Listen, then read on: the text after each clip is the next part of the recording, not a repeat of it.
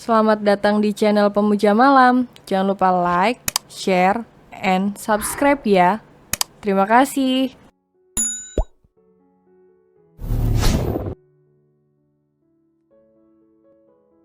Chapter 6, Pengganti Guling Malam Pertama. Setelah dengar cerita Ruby, yang ngasih tahu kalau di novel yang dia baca, para orang kaya di novel itu seperti makhluk yang sempurna dan bisa segalanya. Dari mulai memasak, merangkai bunga, dan bisa bermain alat musik. Sedangkan Papi tahu kan Momi gak bisa itu semua. Papi juga gak bisa main alat musik selain fluid. Bahkan si bule anakmu saja tidak bisa bermain gitar. Sandra terdengar minder. Lah si Momi percaya yang begitu. Papi juga yakin semua kelas yang Ruby ambil selama ini gak terlalu bermanfaat di pernikahannya nanti. Cinta itu datang begitu aja, tanpa syarat apapun. Asalkan Ruby tulus sama Dewa, Papi yakin Dewa juga lambat laun bakal jatuh cinta sama Ruby. Ucapan Akbar langsung mematahkan segala pelajaran yang Ruby pelajari dari novel. Membuat Sandra merasa bersalah dengan kelakuannya selama ini. Kenapa gak Momi ajarin Ruby jurus-jurus yang Momi bisa? Dengan kelingan nakal saat Akbar mengucapkannya pada Sandra. Langsung ke kasur aja maksud Papi? Apalagi, Dewa itu pria suci. Selama hidupnya Papi yakin dia belum pernah melakukan hal yang tidak wajar sama lawan jenisnya. Jadi kalau Ruby bisa meruntuhkan pertahanannya, Papi yakin sekali masuk gak akan bisa keluar lagi. Dan tawa kedua orang parubaya itu mengisi ruang tidur mereka. Hampir setiap wanita pasti punya impian pesta pernikahannya masing-masing. Seperti pesta yang megah dengan dekorasi yang cantik bertabur bunga. Begitu pula dengan Ruby, sejak dulu ia telah memiliki konsep pesta pernikahannya sendiri.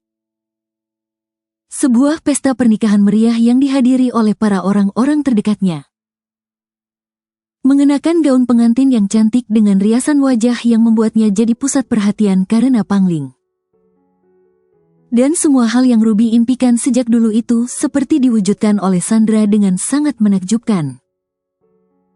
Pesta pernikahan yang tak pernah Ruby bayangkan kini sedang ia nikmati. Ballroom tempat acara berlangsung disulap seperti taman bunga, dengan didominasi warna pink pastel. Singgasana yang kini ia tempati pun tak luput dari ribuan bunga yang menghiasi.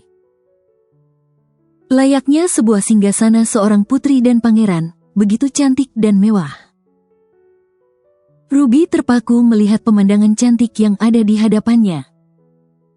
Hingga membuat seutas senyum kebahagiaan terbit di wajah cantiknya. Semua tamu pasti mengira jika Ruby sangat berbahagia. Duduk bersanding bersama pria yang terlihat sangat gagah dan mempesona. Yang beberapa saat lalu telah berhasil menjadikannya seorang istri. Banyak orang terhormat ikut hadir dalam pesta pernikahan mereka. Dari mulai pejabat negara, pemilik-pemilik perusahaan besar. Bahkan ada beberapa artis ikut hadir di perhelatan Akbar Sadewa dan Ruby hari itu. Rasa bahagia yang tak bisa didefinisikan oleh Ruby, walaupun ia tahu jika suaminya tak memiliki perasaan apapun terhadapnya. Tapi Ruby tetaplah bersyukur memiliki pesta pernikahan yang bisa ia kenang semasa hidupnya kelak. Alunan musik nanti romantis yang disajikan para pemain band terus mengiringi pesta pernikahan mereka. Membuat suasana pesta terkesan romantis. Ya, ini adalah pesta pernikahan paling mewah yang pernah Ruby nikmati. Dan beruntungnya ini adalah pesta pernikahannya sendiri mesti bukan dengan pria yang ia cintai dengan segenap jiwa raganya. Malam pun menjelang, Ruby diantar Sandra ke kamar pengantinnya di salah satu suite room hotel berbintang tempat mereka mengadakan pesta pernikahan mewahnya. Belum ada Dewa di sana, dan mungkin ia tak akan pernah datang ke kamar pengantin mereka. Pikir Ruby. Kamu mending mandi dulu deh. Selesai mandi, kamu pakai gaun tidur ini. Sandra menyerahkan sebuah kotak yang ternyata isinya sebuah gaun tidur berwarna putih dengan bahan yang amat sangat menerawang. Mommy yakin aku pakai baju ini? Ruby benar-benar ragu untuk melakukannya. Atau kamu mau langsung telanjang aja pas Dewa datang? Tunggu sebentar ya, Papi panggil Mommy, neneknya Dewa mau pamit pulang. Ucap Sandra saat melihat pesan di ponselnya. Sandra segera bergegas kembali ke ballroom hotel menemui mertuanya. Mommy segera kembali. Ucap Sandra sebelum menutup pintu kamar hotel Ruby. Kini tinggal Ruby seorang diri, duduk di tepi ranjang mewah yang baru pertama kali ia lihat dan ia rasakan keempukannya. Sudah hampir setengah jam tapi tak ada tanda-tanda Sandra akan kembali. Hingga entah sejak kapan Ruby terlelap dalam posisi duduk di sandaran ranjang. Hei Nyonya Sadewa. Sebuah suara yang sangat Ruby kenal berusaha mengguncang-guncang tubuhnya. Ruby menyipitkan matanya menyelaraskan cahaya yang masuk ke dalam matanya. Ruby terkejut melihat Dewa yang hanya berbalut jubah mani putihnya berdiri di hadapannya. Lekukan otot dada dan perutnya terlihat jelas dari balik jubah yang tak tertutup. Pemandangan yang membuat siapapun meneguk ludahnya karena gugup. Tak terkecuali Ruby yang terlihat takjub hingga lupa mengedipkan matanya. Aku tahu ini pertama kalinya kamu memakai gaun yang sangat mahal, tapi apa kamu berniat tidur dengan gaun pengantin itu? Tanya Dewa saat melihat Ruby tak merespon seruannya. Enggak, aku lagi nunggu Mommy bukain gaunku, karena banyak kancing yang sulit aku buka di belakang. Keluh Ruby. Mommy mengantar Sobo, panggilan nenek dalam bahasa Jepang, pulang. Kemari biar aku bantu buka. Kamu harus tahu bahwa selain aku adalah pria tampan dengan sejuta pesona. Aku juga adalah pria yang sangat baik dan rendah hati yang sering menolong makhluk yang butuh bantuanku. Termasuk kamu, istriku. Sebuah kerlingan Dewa berikan saat mengucapkan kata istriku. Melihat godaan Dewa membuat Ruby tanpa sadar mundur satu langkah dari tempatnya berdiri. Biar aku tunggu Mommy. Memang apa yang kamu pikirkan? Telunjuk Dewa mendorong kening Ruby membuat Ruby mencibir. Aku bisa pastikan, tidak akan ada adegan seperti yang sering ada film-film. Aku gak mikir apa-apa. Jawab Ruby. Ruby langsung membelakangi Dewa meminta tolong suaminya agar membukakan kancing gaun pengantinnya. Satu persatu kancing gaun itu pun terbuka. Pemandangan kulit punggung Ruby yang putih mulus.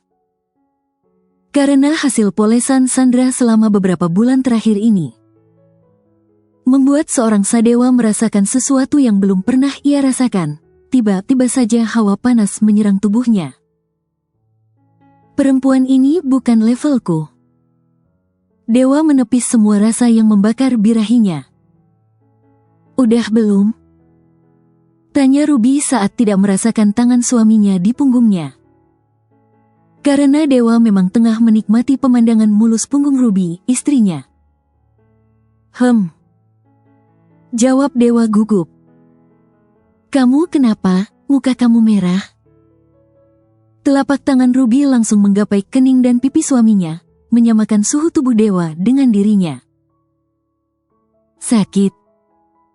Aku baik-baik saja, sudah sana mandi dan ganti baju. Dewa menepis tangan Ruby yang saat itu ada di keningnya. Tidurlah yang nyenyak. Karena mulai besok kita akan mulai disibukkan dengan drama kita. Ucap Dewa dengan arogannya. Baiklah.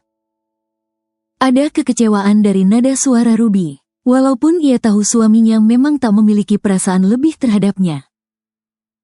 Tapi saat Dewa mengucapkan hal itu secara terang-terangan, entah mengapa hati Ruby sedikit nyeri. Dia kecewa. Jangan memasang wajah kecewamu itu istriku. Bukannya kamu tahu bahwa pernikahan kita ini hanyalah sebatas perjanjian? Kamu harus tahu kamu bukanlah perempuan yang mampu meruntuhkan pertahananku, karena standarku sangat tinggi untuk kamu gapai. Dan itu berarti kamu bukanlah tipe ideal untukku. Dewa yang cerdas langsung bisa menangkap kekecewaan di wajah istrinya. Mendengar dirinya seperti direndahkan, Ruby langsung menurunkan gaun pengantinnya di hadapan Dewa. Dia berjalan santai menuju kamar mandi hotel dengan hanya dibungkus pakaian d***nya. Ruby benar-benar sengaja menguji tingkat keimanan pria arogan nan sableng yang kini telah menjadi suaminya. Sedangkan Dewa yang terkejut dengan kelakuan istrinya langsung menjatuhkan tubuhnya ke atas ranjang dengan kondisi menegang. Hawa panas semakin kencang menerpanya ketika melihat tubuh polos Ruby di hadapannya secara langsung. Melihat lekukan tubuh Ruby yang memang proporsional, ditambah dengan putih mulusnya karena hasil perawatan yang ia lakukan beberapa bulan terakhir ini membuat sekujur Dewa memanas. Kita lihat seberapa besar kekuatan imanmu menghadapiku, batin Ruby. Gara-gara si mak lampir Meksiko itu menamaimu Sadeli, standarmu akan wanita jadi turun drastis. Dewa kembali merutuki. Sekitar 30 menit kemudian Ruby keluar dari kamar mandi. Dilihatnya Dewa sudah berada di atas ranjang pengantin mereka lengkap dengan piyama tidurnya. Tak bisa dipungkiri Ruby sedikit kecewa. Berbalut jubah handuk hotel, Ruby berjalan melewati suaminya yang sedang menonton siaran televisi luar. Dia berjalan menuju koper miliknya untuk mengambil baju tidur yang ia siapkan kemarin. Rasa kecewanya terhadap Dewa membuatnya mengurungkan niatnya untuk mengenakan gaun tak beradab yang mertuanya berikan tadi. Tanpa Ruby sadari, Dewa sedang mencuri pandang terhadapnya. Bayangan lekuk tubuh indah Ruby masih teringat jelas di otak cerdasnya. Dewa menelan ludahnya saat melihat Ruby yang sedang memilih bajunya sambil membungkuk. Sehingga jubah mandi Ruby yang ia kenakan terangkat hingga hampir menampakkan pangkal pahanya yang putih mulus. Kenapa kamu pakai baju di sini? Dewa terkejut melihat istrinya mengenakan piyama tidur di ruangan yang sama dengannya. Apa salahnya? Bukannya walaupun aku telanjang pun kamu tidak pernah menganggapku seorang perempuan? Bukannya levelmu terlalu tinggi, jadi walaupun aku telanjang di depanmu pun kamu gak akan pernah menyentuhku kan? Jadi kenapa aku harus takut dan malu? Ruby benar-benar sedang menguji iman seorang sadewa. Bagus kalau kamu ngerti. Aku cuma bingung aja kok ada ya perempuan seperti kamu yang gak tahu malu pakai baju di sembarang tempat. Balas Dewa menutupi kegugupannya. Ini bukan sembarang tempat, aku ganti baju di kamar. Ruby membalas sindiran Dewa. Tapi kamu pakai baju di depan aku. Kenapa gak ganti baju di kamar mandi? Kamu sengaja menggoda pria sejuta pesona ini kan? Dewa kembali menyanjung dirinya sendiri. Kamu suamiku, mau aku tidur dengan tidak menggunakan sehelai apapun di tubuhku itu sah-sah saja. Tak akan ada yang bisa melarang. Jawab Ruby sambil mengenakan celana tidurnya. Kamu lupa jika kita menikah hanya sebatas perjanjian? Kamu lupa jika kamu dan aku hanyalah pihak pertama dan pihak kedua? Aku ingat, tapi sekarang semua orang sudah tahu kalau aku ini istrimu. Jadi aku berhak dengan apa yang ada di tubuhmu. Ucap Ruby dengan kerlingan yang membuat Dewa menaikkan selimutnya. Rasa lelahnya seusai pesta tadi membuat Ruby menghentikan perdebatannya dengan Dewa. Dia memilih naik ke atas ranjang pengantin mereka karena memang dia sudah sangat merindukan kasur. Ngapain lagi? Bukannya tadi bilang ngantuk?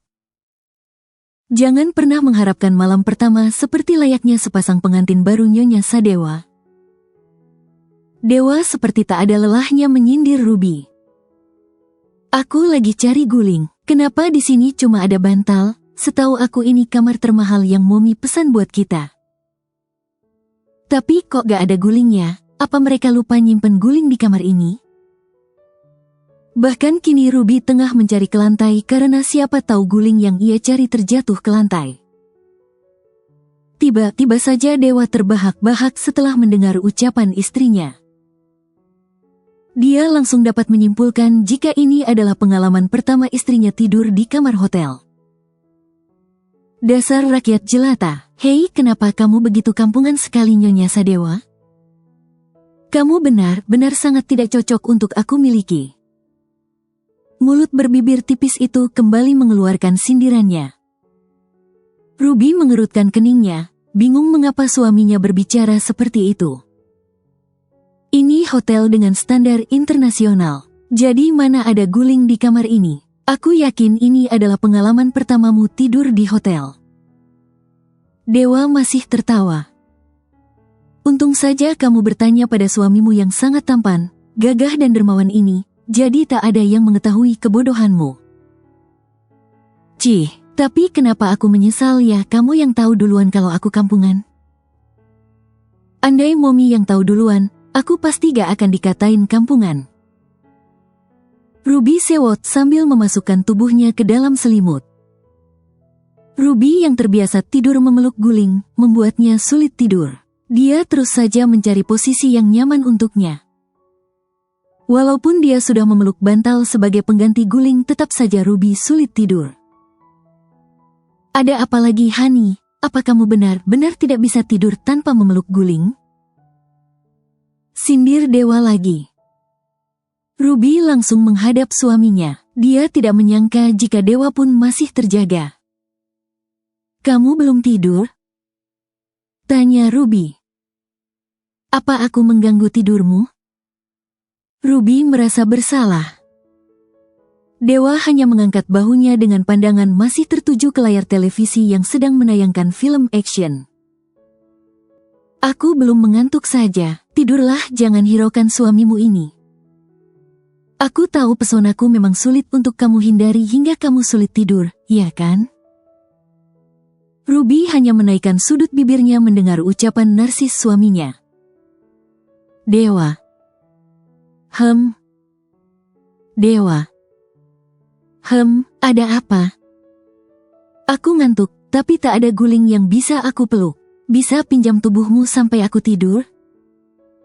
Ruby mengibah sambil setengah merengek. Mendengar ucapan Ruby membuat Dewa menaikkan sebelah alisnya.